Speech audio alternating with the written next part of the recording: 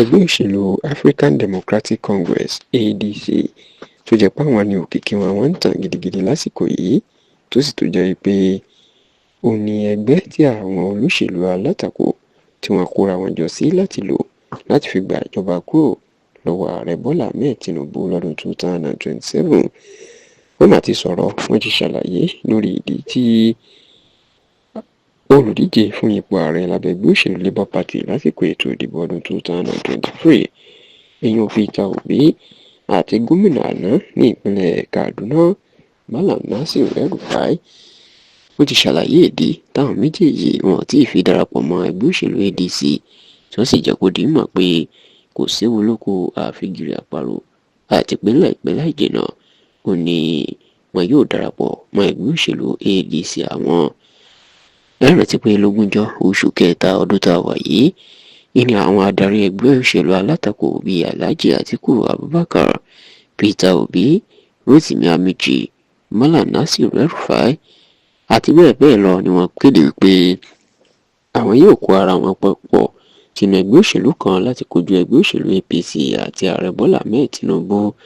lásìkò ètò ìdìbò ààrẹ ọdún 2027. Bẹ́ẹ̀ ló jẹ́ wípé láìpẹ́ yìí ìyún lọ́sẹ̀ díẹ̀ sẹ́yìn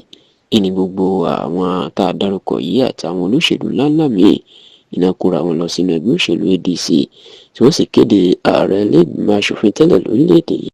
sẹ́nitọ̀ David Mark gẹ́gẹ́ bí alága fìdíhẹ tuntun. Bẹ́ẹ̀ ni wọ́n tún kéde gómìnà tẹ́lẹ̀ ní ìpínlẹ̀ Ọ̀ṣun ọ̀gbẹ́ni Abdulrauf Adésọjí Arẹ́gbẹ́ṣọlá gẹ́gẹ́ bí akọ̀wé ẹgbẹ́ tuntun. Ṣá o, pẹ̀lú bọ́pọ̀ àwọn olóṣèlú káàkiri Nàìjíríà pàápàá ní ilẹ̀ Haúsá bó ṣe ti ń darapọ̀ mọ́ ẹgbẹ́ òṣèlú ADC báyìí, níṣẹ́ ló mà sì jẹ́ kàyéfì pé àtàtìwò àti Peter Obi àti El-Rufai àtàwọn míì wọn tí ì darapọ̀ mọ́ ẹgbẹ́ òṣèlú náà, èyí tó jẹ́ kí àwọn kan máa sọ pé ọkàn wọn ò balẹ̀ láti darapọ̀ mọ́ ẹgbẹ́ òṣèlú ADC àti wípé wàhálà ó wà níwájú ẹgbẹ́ òṣèlú náà. Nígbà tó ń sọ̀rọ̀ lórí eléyìí pẹ̀lú àwọn oníròyìn, agbẹnusọ ẹgbẹ́ òṣèlú ADC ọ̀gbẹ́ni Bọ́lájí Abdullahi jẹ́ kó di mọ̀ pé láìpẹ́ láì jìnnà ní El-Rufai àti Peter Obi yóò darapọ̀.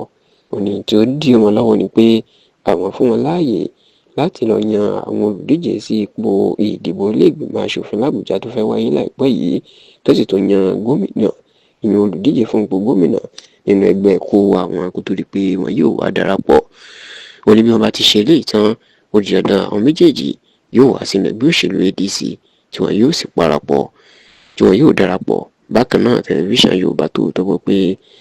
Alhaji Atiku Abubakar náà yóò kéde fún ẹgbẹ́ òṣèlú ADC lọ́dún yìí nítorí pé lẹ́yìn ìsìnkú ààrẹ àná tó dolóògbé ajagunfẹ̀yìntì Muhammadu Buhari, Atiku ti lọ sókè òkun fún ìsinmi ọlọ́sẹ̀ méjì, tá a sì gbọ́ pé nígbà tó bá dé yóò